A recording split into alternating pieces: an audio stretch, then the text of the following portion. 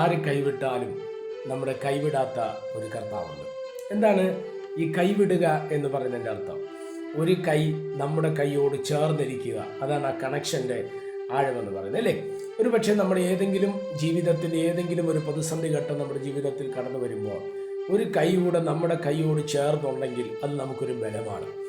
ഈ ലോകത്തിൽ നമ്മുടെ ജീവിതത്തിൻ്റെ അവസാനം വരെ നമ്മോട് കൂടെ ഇരിക്കാമെന്ന് പറഞ്ഞ് കൈപിടിച്ച് അനേകരുണ്ട്. ഒരു പക്ഷേ അത് സുഹൃത്തുക്കളായിരിക്കാം, ഭാര്യയോ ഭർത്താവോ മക്കളോ സഹോദരങ്ങളോ വിശ്വാസിയോ ഒക്കെ ആയിരിക്കാം.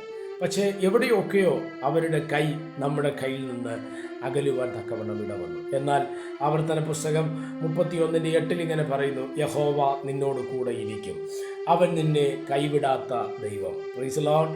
എന്നെ ശ്രദ്ധിക്കുന്ന ദൈവമക്കളെ, ദൈവം നിന്നെ കൈവിടുകയില്ല. ആര് കൈവിട്ടാലും ഭാരപ്പെടണ്ട.